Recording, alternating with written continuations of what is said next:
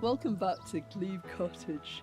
It's a real chill in the air. Autumn's beginning to bite. I've even put an extra layer on. And the dog's sitting on my knee just to keep me warm. But we've got such a lot to get on with. One of the things we want to do is seed collecting, but can you see? Fifi's already started. Her nose is completely covered in seeds.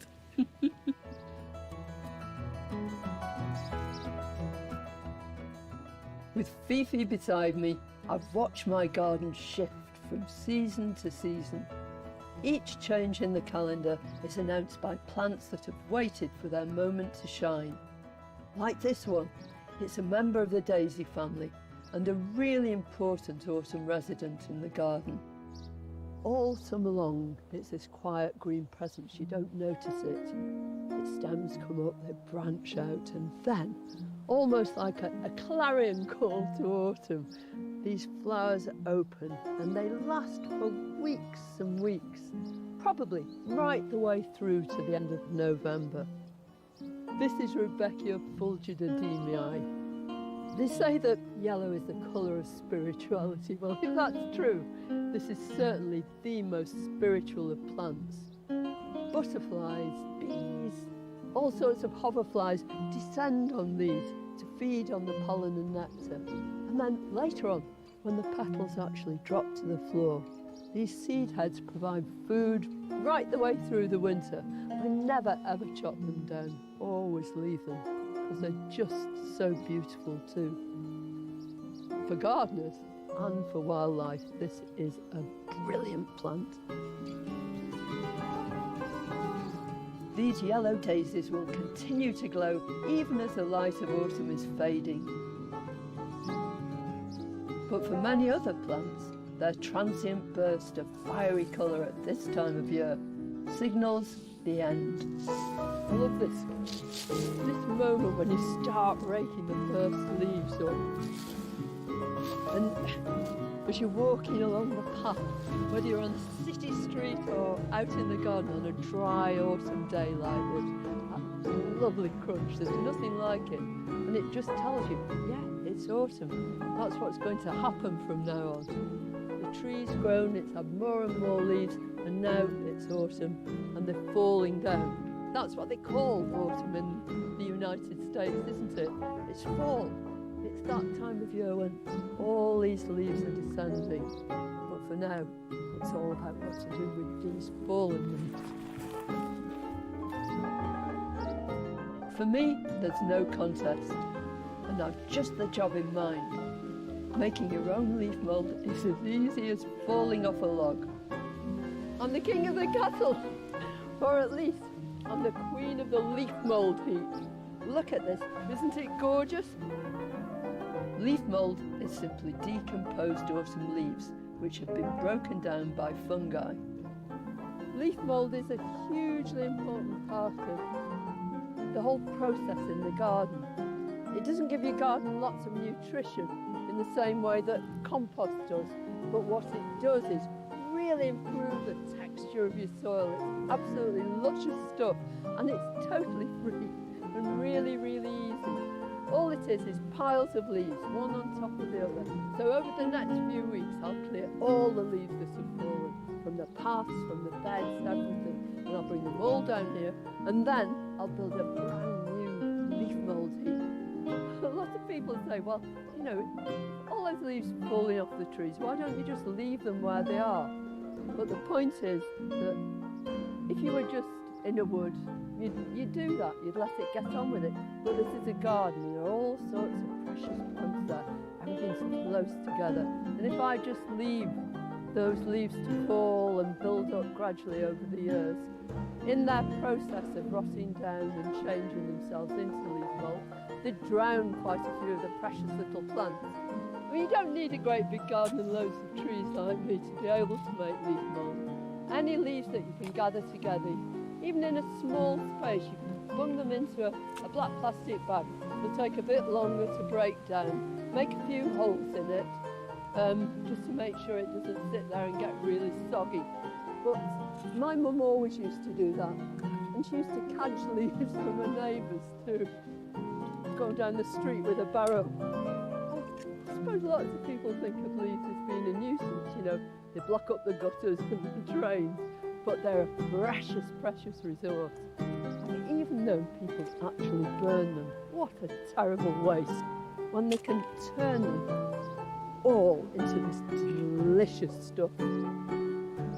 Don't worry, I'm not going to eat it, but my garden's going to absolutely love it.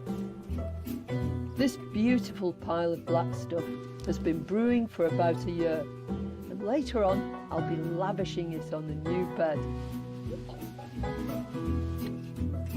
Next, the vital ingredient for getting the garden ready for next year.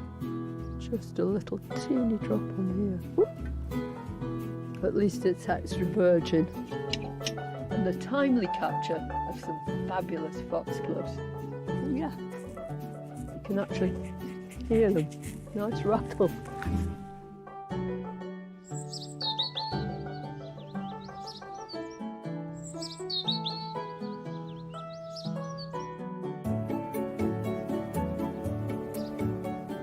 At this time of year in Britain, wherever you live, one sight greets all of us, when the leaves of deciduous trees take centre stage.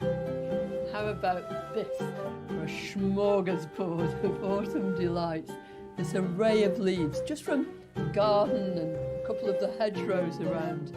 And these are just a few examples of the kind of colours that you get during this wonderful season. But where does autumn colour come from? Why do leaves change like that? Well, if you look at this, this is Viburnum opulus, the Guelder rose. And this is its typical guise from most of the growing season. It's green. And that green comes from chlorophyll, which is within the leaf, and helps the plant utilise sunshine, its energy. But what happens when it becomes a different colour? Same plant, but a totally different colour. You can see here the remnants of that green.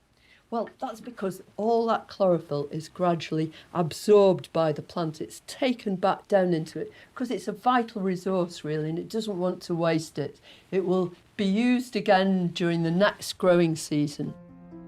So where do all these other beautiful colours come from?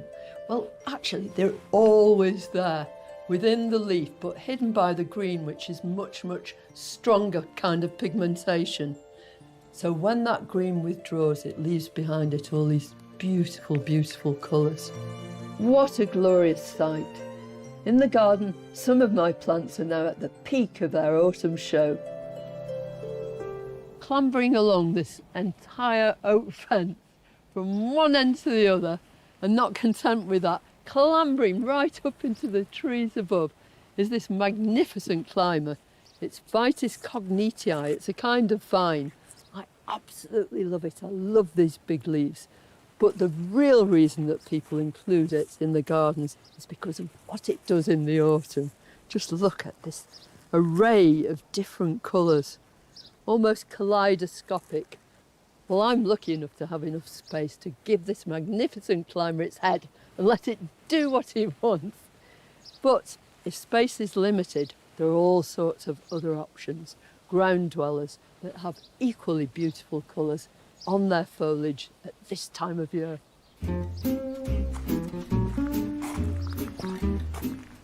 Let me introduce you to this beautiful plant. This is Gilenia trifoliata, so called because it's got 3 leaves all the way down its stems.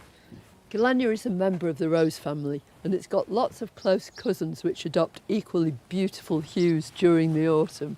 Things like Aruncus dioicus, a great big goat's beard, big majestic plant. And many of the geraniums, the crane's bills, turn to beautiful colours during the autumn.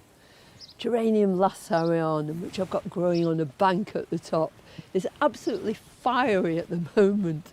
It's orange and yellow and almost sort of charred around the edge. It's just gorgeous and such an easy plant to grow.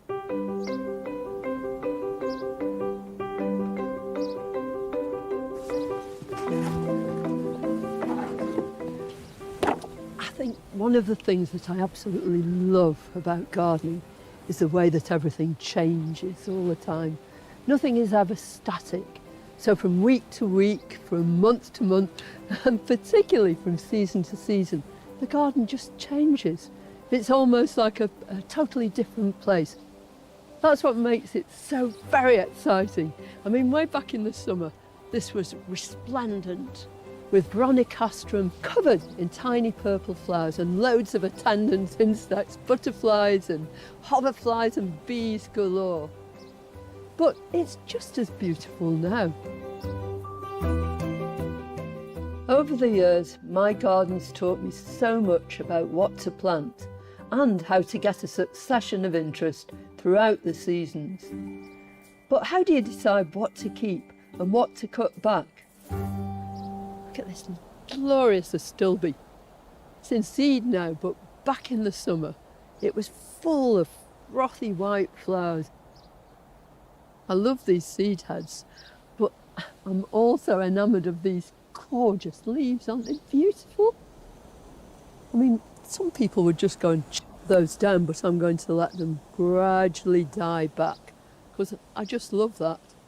Sometimes there's great beauty in death. But there are some things I'm going to take the secateurs to.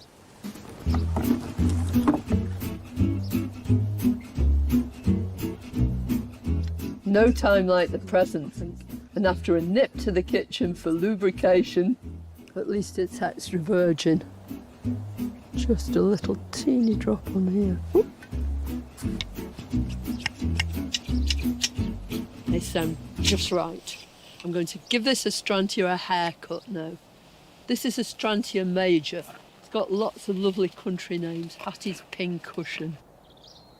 Back in the summer, it was a glorious pinky white froth. Each of the flowers looked like a pincushion. It's rather unsightly, and I think everybody in corners of the garden have plants that are looking a bit like this.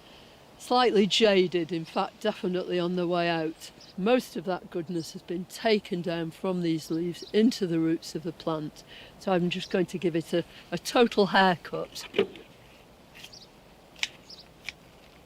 I'm just going to drag all this out of here.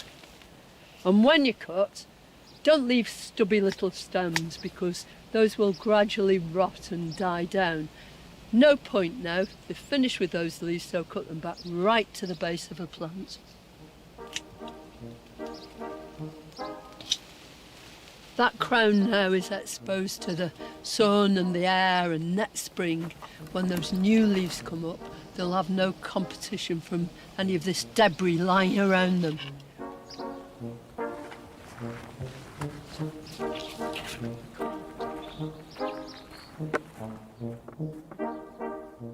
Now, there are a few things that don't need any tools at all.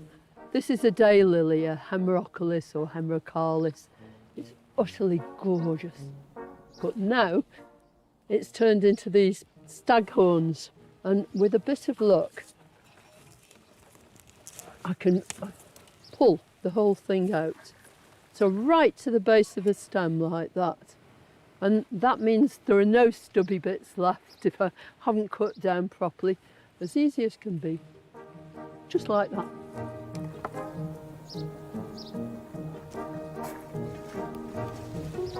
But not all plants are ready to lose their heads. I think that's just beautiful. There are some plants that look just as good when they're on the way out as they do when they're at the height of their flower power, and I think this is one of them. This is an eryngium, a sea holly. It's called Borgatii, and it does the most splendid thing. When it comes up into flower, it's silver, and then gradually all the stems go blue and these flower heads go blue too, and that's a sure sign that the pollen and the nectar within these lovely sort of conical collections of flowers is ready, and that's when the bees move in. They absolutely adore the plant. Although it's called a sea holly, it's actually from the Alps, the Pyrenees. It's a mountain plant, but you can grow it in any ordinary garden. It needs to be reasonably well drained. That's why it does so brilliantly up here on the raised bed. But in sunshine, that's its primary requisite. But now it's on the way out. It's going brown gradually.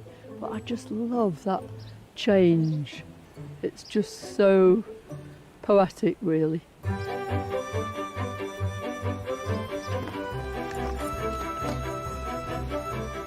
I want to make sure my garden continues its wonderful cycle next year, which means for some plants, time is of the essence. Just look at these seed heads glinting in the sun, just waiting to be collected. I mean, this time of year is the prime time for collecting seed. It's harvest time. This is a glorious foxglove. It's called Parviflora, which just means small flowered. This is perennial. In other words, it'll come up year after year. It's quite short-lived, so it's always great to have a stock of new plants to put in. And the only way to do it, really, is to collect their seed. Grab it tightly around the base there. I'll lose a few of the seeds at the bottom, but that doesn't matter. Oh yeah, they are dry enough. I was a bit worried. I thought they might be a bit damp, but you can actually hear them. Nice rattle. And when you think about it, to have bought all these plants, I would have paid £5 each if I bought them as growing plants. So saves you money too. But the great joy is actually sowing the seeds, seeing it germinate, growing it on, and then putting it back in your garden.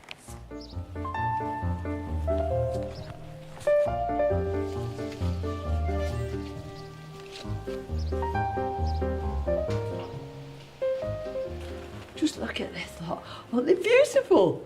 I love this orange with that sort of jade green. It's beautiful. Pure autumn. Yeah, but this is what I'm in here for. I'm really pleased to be undercover actually, because it's pouring down with rain again.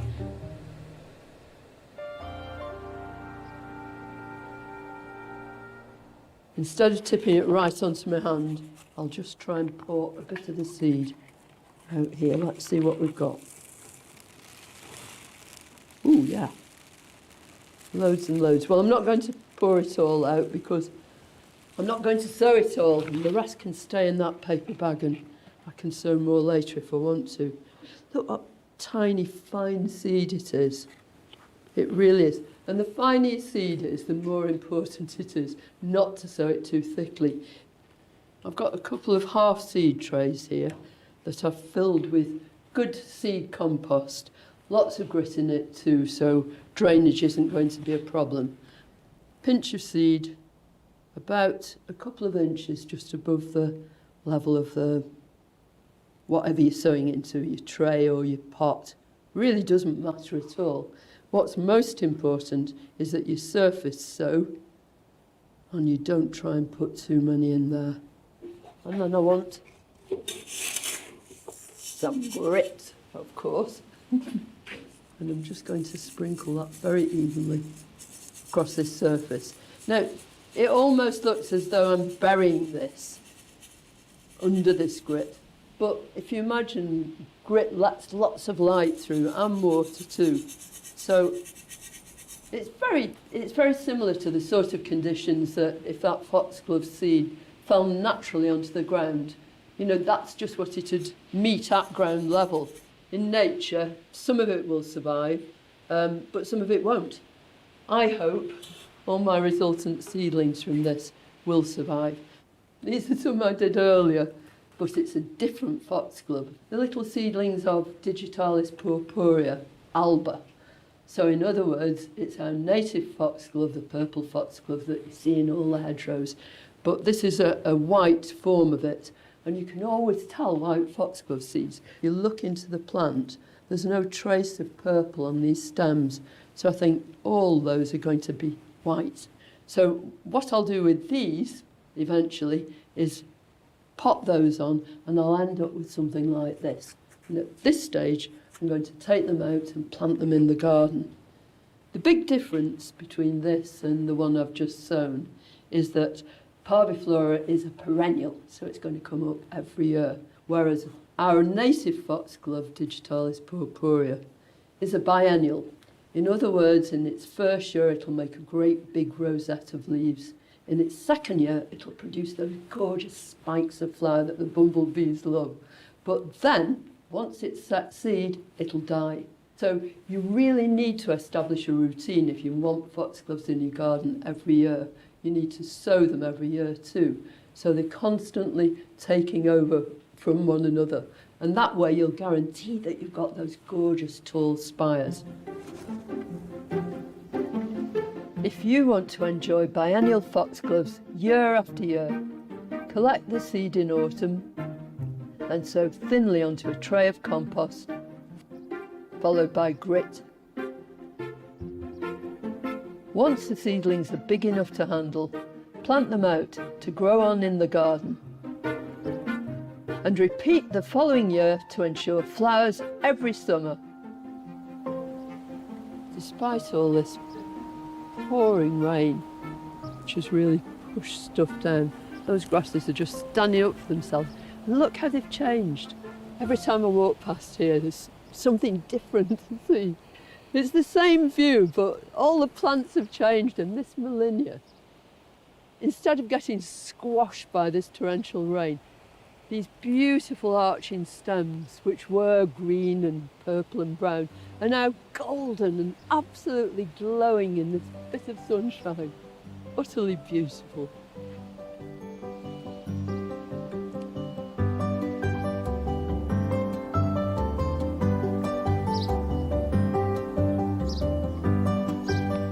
Next, an autumn sight with a colour that never fades. But right now, the best thing to enjoy about it is the perfume.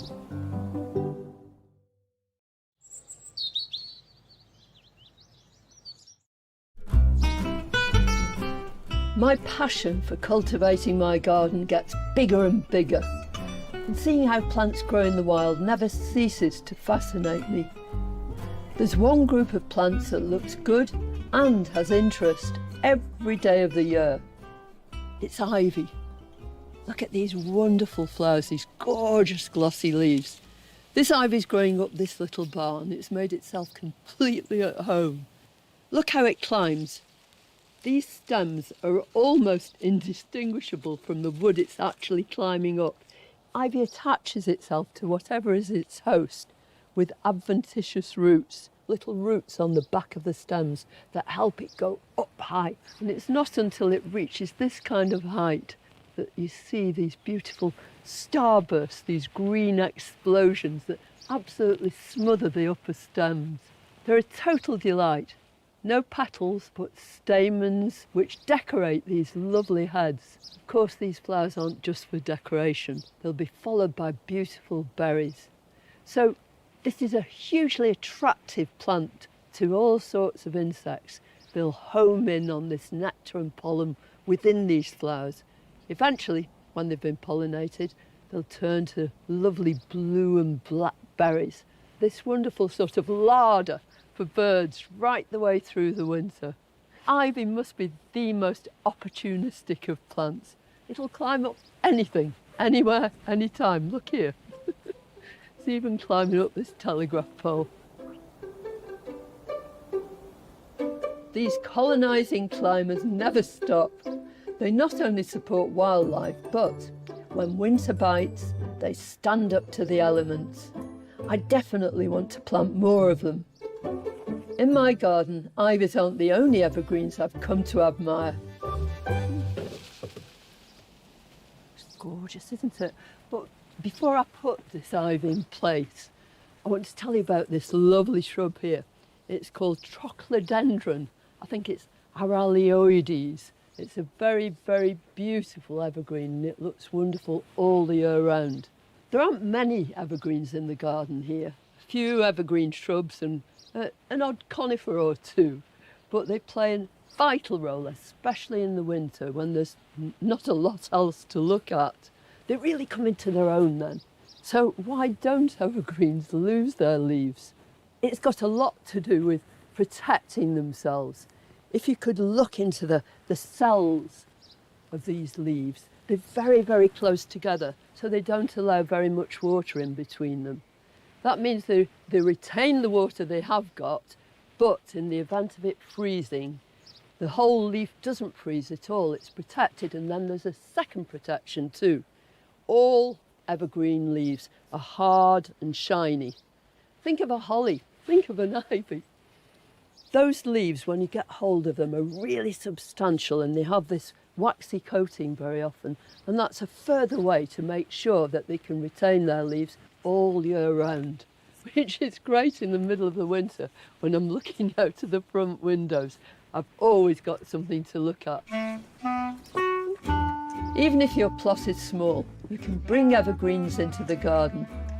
I've chosen this ivy, which will even thrive in a container, as I'll show you once Fifi and Sylvie have made way for this delightful plant. Well, this is a totally different species from the one we saw on the barn.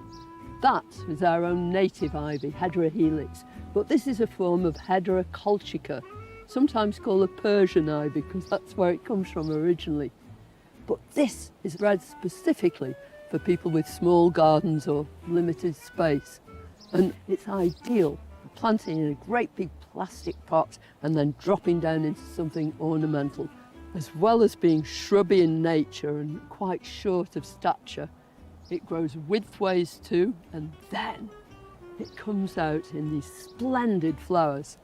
And you see butterflies, the autumn hatch of butterflies, because a lot of butterflies actually come out at this time of year too. So this is an ideal plant for them to feed on. Pollen and nectar are plenty in all these flowers. Any plant in a pot, you've got to check on the watering from time to time, but it doesn't need any additional feed. You can prune it back after those flowers and the berries have finished and everybody's had their feast. Give it a quick trim here and there, just cutting back to a leaf node, and that will mean that it'll expand and get better and better every year. More and more flowers and more berries for everybody to enjoy. But right now, the best thing to enjoy about it is the perfume. Oh, it's delicious. I could drink in this scent all day long. But there's a corner of my garden that needs attention. It's ideal for another new ivy, and there's something for it to climb up too. Look at that. What a beautiful ivy, isn't it handsome? This is Hedera helix sagittarifolia, and so just like Sagittarius the archer, it means that its leaves are sort of arrow-shaped. There's a lot of nonsense talked about ivy, about it being a nuisance and terrible and really bad for your house. You know, people get worried it's going to rip the walls apart. On the contrary, it actually protects walls. It's only when you start ripping it off that the mortar starts to come out. So out of these 4 pots, this is the one that's in the densest shade. So this is where I'm going to plant it. And it's already got something to start its climb. One of the great things about ivy is it'll grow just about anywhere. It's hugely accommodating and it thrives in shady places. So if you've got that sort of dark corner, ivy's your ideal solution. And what a benefit it is. There are so many different forms too, but I want to put this sagittarifolia into here. I can almost hear this corner saying, yeah, this is exactly what we need. Here we go. Now I've loosened it a bit in its pot. And it's got a lovely root system. Just break these up a tiny bit at the base. Just a little bit, just to get it going. So it'll put its roots down deep into this pot. That's just right. It's going to be level with the compost when I top it up here and with the top of the pot. I think that's probably enough. If you were to plant this in the ground, exactly the same principle. Make a nice big hole though, first of all, so that those roots will be able to move out everywhere. And make sure it's in firmly. When you're planting anything, it's a really good idea to firm stuff down. So you make sure there's no air pockets in between the roots and the soil, or the compost in this case. Ivy couldn't be easier to grow. In a shady spot, dig a deep, wide hole. Loosen the roots, then top up with compost. Firm it in and finally water well.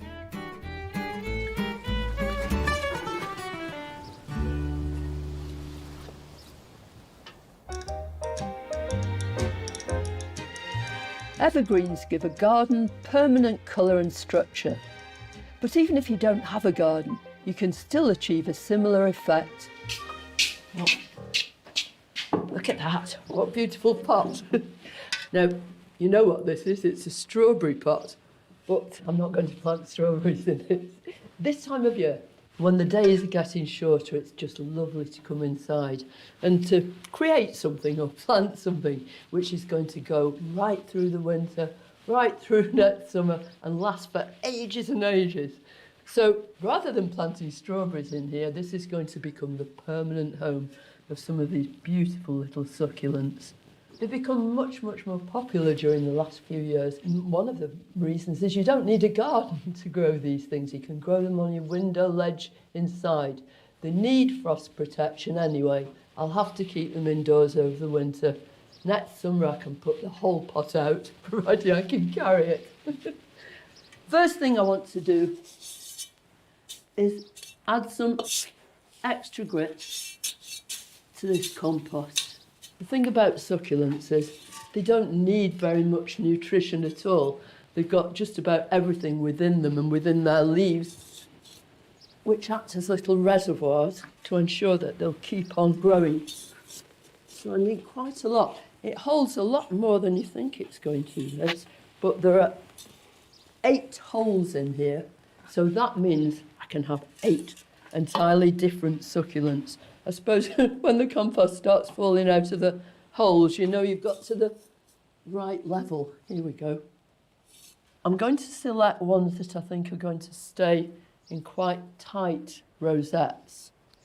You can see there, little skinny roots. These succulents really don't have much of a root system at all, and they often come from really arid areas. I'm going to put that one in there and push it so it's just level with that hole, and hope that when I put more compost in, it's not going to fall out the top. They're almost made to measure, these. I'm adding pieces of crock to secure the plants in place, and this also helps the drainage. I'll water them from time to time during the winter, but I think what the experts say is let them get completely dry first of all, but before they start to shrivel, then water thoroughly, let the water drain through and then leave them alone. For our grand finale, I think we should have this. How about that for a succulent and a half? Isn't it handsome? It has to be the king of succulents. It's called Echeveria bittersweet. Oh. And then finish the whole thing off with grit. In this case, I'm using a really quite thick layer of grit. And the major purpose of that is to stop this rotting, because the water is going to go straight through that top layer of grit and then into the compost, rather than sitting around the crown of the plant. It's really nice to see it from all sides, isn't it? I ought to put it on one of those turntables, you know, a lazy Susan, so everything gets a chance to be seen in its full glory. But this is the one that's definitely got pride of place. Ta-da! Crowning glory.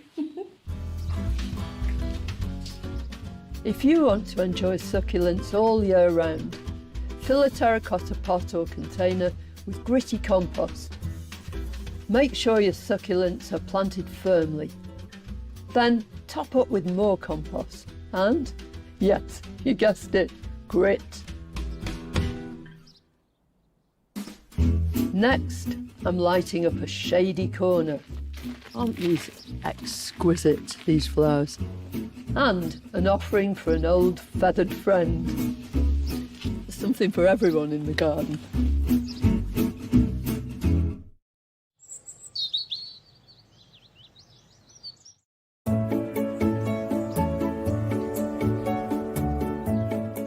Harvest time.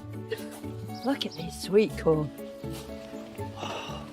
They're really feeling fat and full. I think they're just ready for harvesting. Well, a few weeks ago, because I've been watching these intently, one of them had got chewed right at the end of the row, and it was obvious it was a deer who'd done it. So I found a crisp packet, an empty one, with a very strong chilli flavour, and put it right over that cob. And do you know what? It's worked. Nothing's gone since then, everything's intact, and they've just ripened in the last of this autumn sunshine. All you do, when these tassels turn dark like this, it's a sure sign that the corn inside is ready and ripe. One there. So that one's for me. Let's have a look at this. So, one for Neil, one for me, one for the dog. And look at that. Small, but sweet. And perfectly formed. Here we go. I'll leave Neil to remove the juicy kernels for Fifi. Dogs aren't supposed to eat the cobs. But one visitor to my garden is less discerning when it comes to what's on the menu. Isn't it lovely? I've decided to make a peace offering, a gesture of goodwill to a friend of mine. We've got a sort of love-hate relationship. This is Laceasteria formosana, and it's better known as pheasant berry. Now, this pheasant frequents our garden and pecks at things sometimes. And sometimes I have to chase him. Go on! Go on! Go on! It's gone, but it didn't squawk. But it's quite nice to see him around. But pheasants absolutely adore them. So I'm afraid people used to plant it so they could shoot the pheasants. Well, I'm not going to shoot him. Definitely not. But I do think it would be really nice to reintroduce this. Once it's settled in, it'll absolutely love it. There's something for everyone in the garden. Let's hope my troublesome friend approves. Now it's time for something for me that will light up a once very green corner. Some planting to do. Autumn's just the time for planting. But look at these. This is Matuccius truthiopteris. It's the shuttlecock fern. Earlier in the year, there were these great big green shuttlecocks, all sort of turned in at the end, perfectly symmetrical. I mean, this is a true autumnal picture now, isn't it? So all those fronds that were once green have collapsed around the edge. Again, quite symmetrically. And then up through the centre comes another shuttlecock. And although it's attractive now, I really want to plant a few things here that are going to celebrate the autumn. Aren't these exquisite, these flowers? This has to be my favourite Japanese anemone. It's called Honorine Jobert. I took some root cuttings from these already, but I really want a bit of instant gratification and just put a couple of these under the tree.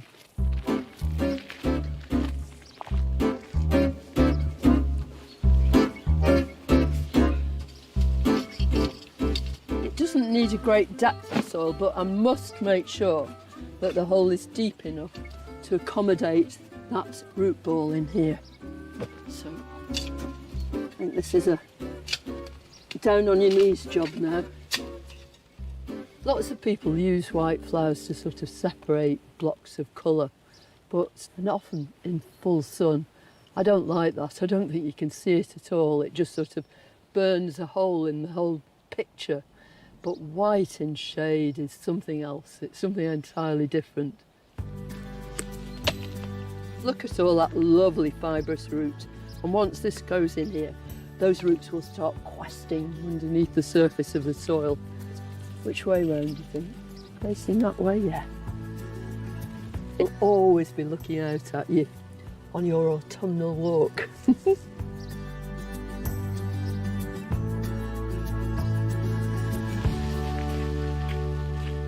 So alongside these anemones, I want to introduce a few other plants too. And this is one of them. Now, this Persicaria, isn't it lovely, amplexicol, does so brilliantly well here, and it's a very similar position. And look what it does. It looked out at you like that. So on this side, this one will look out at you as well, just like the anemones. What do you think of that one there, Fief? Yes, she approves. If she finds a mouse hole in there, she might dig the hole for me, make life easier. How about here? No, she's not interested. Fifi clearly has better things to do. Maybe she's collecting seed? Meanwhile, I'm going to finish this border with a good helping of the black stuff. Look at this lovely, gorgeous stuff, crumbly and black and beautiful. So this is my leaf mould, which will improve the texture of the soil and make it easier for those roots to move out. Something very poetic about putting this leaf mould in here. I mean, it completes the circle. The leaves came from the garden, they went down to the leaf mould heap, and now it's made, it's beautiful, and they're going back onto the garden. Don't need any chemicals, any additives, anything. It's all here within the garden. That for me is a gardening cycle at its brilliant best. And I've loved sharing this place with you. People sometimes ask, what's your favourite season? Well, right now, in the midst of all this, it's autumn, of course. It's been so beautiful. We've had oceans of flowers wafting and waving, and these grasses joining in with their glorious golden stems. Had anemones galore lighting up the dark reaches of the woodland. It's just been superb. I do hope you'll join me again here at Glebe Cottage. In the meantime, enjoy your gardening. But for now, bye-bye. And next time with Carol, she's showcasing Great British Gardens next Thursday at 7. Brand new tomorrow night at 7, we're in for a bit of luxury inside one of the world's most expensive hotels, the George V in Paris. Ooh la la. Next and new tonight, through Yorkshire to Northumbria and on to the Athens of the North on board the Tornado in world's most scenic railway journeys.